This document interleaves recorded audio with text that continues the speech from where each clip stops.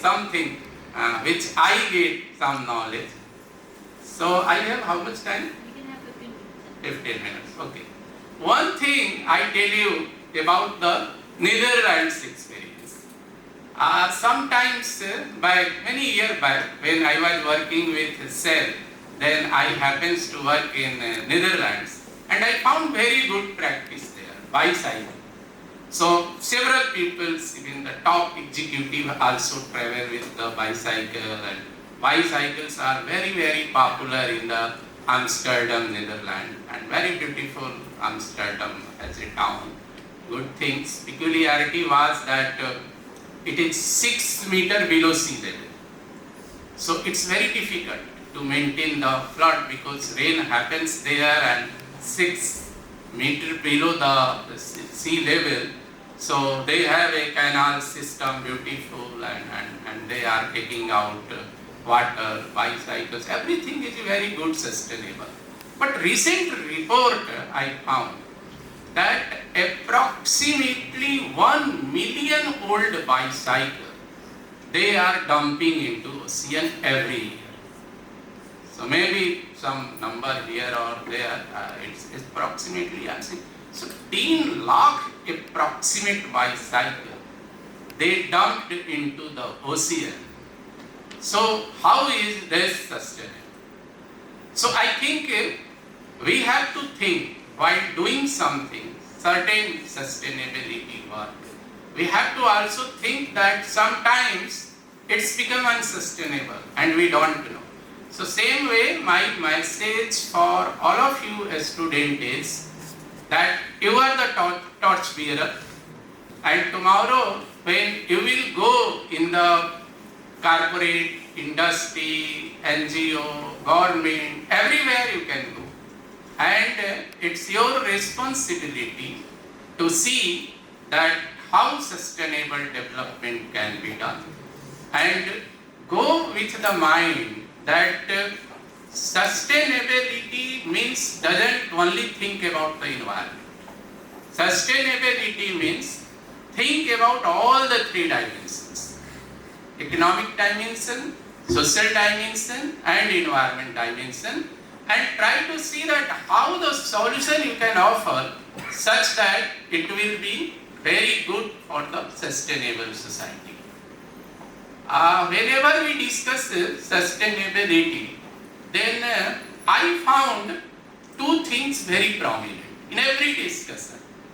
So I happens to be in the CII Climate Council, I happens to be in WBCSD, in UNGCNI also I am there, Indian Chemical Council.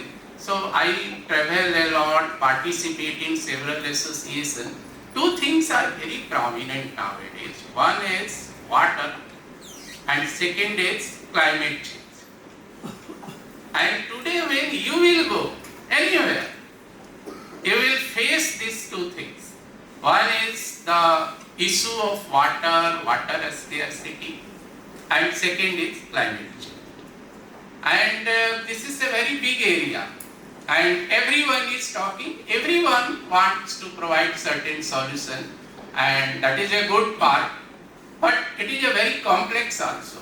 Several times we do something, but we don't know that it's contradicting each other. So on climate change, I can tell you only one thing, that as per report, 30% solution you will get from the forest and agricultural field. So more than 30% solution we can get from alone forest and agriculture.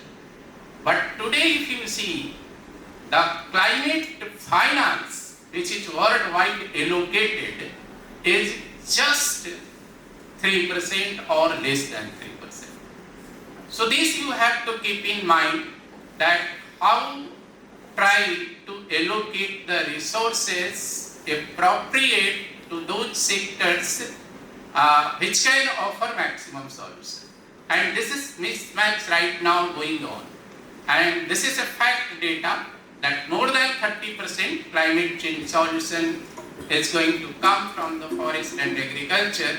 and our world community have allocated less than 3% climate budget to this forest and agriculture sector. Second thing I tell you on the water, several times we feel that we have the water scarcity, but it's also there that we have created that kind of mechanism that although there is no scarcity, but by way of our working we have created. Like India example I can tell you. If you see total India water requirement, then we have 4 trillion cubic meter water requirement. Means, no, 3 million cubic meter water requirement is India requirement. And if you see precipitation, rainwater, then 4 trillion cubic meter precipitation happens in India. So you can see that whatever nature has given us every year water, 75% is only our requirement. Forget about how our farmers are using free flooding, because there are also issue that if they will follow the sustainable practices, then lesser water will be needed. Forget about how industry should do the recycling, reuse to minimize the water. Even today practice, whatever we have in India, our requirement is just 3 trillion cubic meter and the rainwater is 4 trillion cubic meter. Means 25% more water every year we get than our requirement. So I feel there is no scarcity. But what issue is that when these 4 trillion cubic meter nature has given in India, then we able to catch only 1.4 trillion cubic meter as per the India government data. It means out of total only 35% rainfall we able to capture and channelize for the reuse. 65% we are wasting what the nature has given to us, and then we are talking that we have the water scarcity. And solution, there may be a number of solutions to capture rainwater and use, but one of things I feel that river linking project, it started during Atal Bihari Vajpayee government. So Vajpayee ji was very visionary, and I think during his prime ministership he have started very good India linking project, and if we have completed that project, then I think that may offer very good solution to capture all the rainwater, channelized, and the problem of drought, problem of flood, problem of water scarcity that can be solved. So I think I was thinking to present some presentation on corporate model of sustainability, also on the science-based target, also what UPL have set the sustainability target. But I feel that when I will start doing those things, then it will take much more time. But quickly I will go through the snapshot. Just go through. I will take 5 minutes and then I will end my presentation.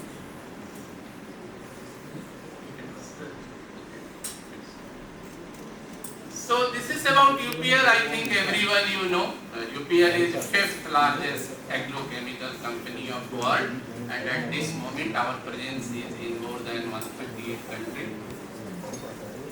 This is corporate management model for sustainability. I think today we have launched the course, Postgraduate Diploma in Environment Compliance and Sustainability. You will get a lot of flavor of this into this, but I can summarize that today in industry, when you will go, then there is need of hour to think that how you should implement corporate model of for sustainability, and there 4 things are very important.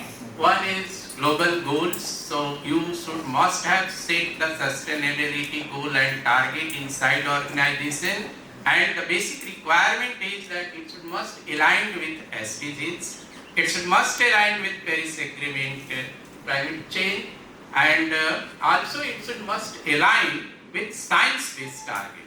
Science-based target is a UN initiated SBTI organization, and SBTI is supported by UNGC also. So four partners are there for SBTI. One is United Nations Global Compact, another is CDP, third is WWF, and fourth is WRI. So all these four organizations have created SBTI, and there it's very important that the corporate set the target as per science-based. And at UPL we have set the science-based target recently, and that is very good to follow the trajectory of 1.5 degrees Celsius. Second thing is a global reporting. So you have must knowledge that how to report in the public domain, and GRI, one of the very good renowned worldwide standards, so you have to align your sustainability report with the GRI standard. Also you have to align with UNGC 10 principle. So if you go through United Nations Global Compact 10 principle, you may refer the website of UNGC. It's very good principle for sustainability. The 10 principle talk about, one, they talk about HR practices, human right, they talk about labors, they talk about environment, and they talk about corruption prevention. So if you going to see from sustainability angle, then human right and labor get aligned with the social dimension of sustainability. If you see environment, that is get aligned with environment dimension of sustainability. And if you see corruption prevention, that get aligned with the governance dimension. So it's totally, the UNGC 10 principles are aligned with the sustainability and ESG. So today people feel that how we can incorporate ESG inside the corporate. I used to tell that you follow the 10 principle of UNGC, report regularly in your sustainability report, try to show that those 10 principles get aligned in your sustainability report, automatically ESG will be getting implemented. So that is very important for the global reporting. Then global certification, they are FTSE for good, one of the very good certification from London Stock Exchange. Then responsible care. Responsible care, I think many of you may be knowing, from Indian Chemical Council, we provide the logo, and those companies who have done excellent work in environment, social, governance, so the ICC used to award the responsible care logo. And the company who have the responsible care logo holder, they get audited every 2 years or 3 years from the auditors of the ICC, and we feel that they are the responsible care company. And then together for sustainability, this is especially for the sustainable procurement. If any company is member of TFS, it means they follow the principle of sustainable procurement. And fourth thing is global rating. So it is also very important for the company that your goal should be very good, your reporting should be very good, you have a good work, such certification is there, but at the same time, the global rating agency like Dow Jones Sustainability Index, FTSE Russell, CDP, Sustainalytics, these all rating agencies must rate very well your organization, because that is the indicator. Any investor, how they will think that your company is good, they will go with the rating, and if your rating is very good in those rating agency, then you can attract a good amount of investor, you can attract good talent, because nowadays professionals want to work with those companies who are very good in sustainability and sustainable practices. So they just see the DJSI rating of a company, and if the rating is very good, then they love to work in that company. So similarly, Sustainalytics is from Netherlands, one of the very premier rating agency, and their rating also matter a lot. So I think going forward, you have to see all these dimensions and try to see that how we can incorporate this framework. One thing I think I will end. I want to show you. I think both way it is going only forward. Okay. Can you come? Go to the next. Just one slide and another two slides. Just here. See here, I think after this I will end my presentation because we don't have enough time to show up. But I want to share this among especially students. See, sometimes we feel that every companies are good and they are following best sustainable practices. But here one survey I am showing to you, which we have done. One survey is for responsible care logo holder company, which Indian Chemical Council have given responsible care logo holder, and ICC feel that these company are the best company in sustainable practices, and we have audited well and they are very good, so why they have given RC logo. What we did at Indian Chemical Council, I am their chairman of carbon neutrality group. So I first told them, let's have data that how they are qualifying on sustainability framework. And see, just we have applied, one is the sustainability report, how many RC logo company have sustainability report in place, how many have declared a scope 3 emission. A scope 1, 2 everyone used to calculate very easy, but a scope 3 emission is a complex. So how many have a scope 3 emission disclosure? How many have set science-based target? How many have released TCFD report? And how many have committed carbon neutrality? And you can see the result that only 44% RC companies have sustainability report in place in the public domain. 31% only have the scope 3 emission. 15% have set science-based target. This is the India responsible care company scenario. 14% TCFD report and 14%, 1/4, have only committed carbon neutrality in public domain. Now you can think that how more and more work is needed even in responsible care company to bring, because when we started this survey at Indian Chemical Council, my feeling was that 100% will be going to qualify. When I was talking with the DG Indian Chemical Council, this thing was that, no, 100% it will be with the RC company. But this is the data. And this we have shown to the annual meeting of the Indian Chemical Council, and we share with everyone. And everyone agreed that yes, we need to do more and more work. Our wish is that the all Indian Chemical Council company, today approximately 400 members are there. Our wish is that let's everyone qualify 100% this sustainability framework. But at least responsible care company must have to qualify this. And this we are going to take various steps, and you will see going forward, you will see that improvement. Now come to the Nifty 50. Nifty 50 company, I think everyone know that it is top 50 listed stock exchange company of India. Their also scenario is not good. And actually in chemical industry, there is a difficulty also because very complex manufacturing process is there.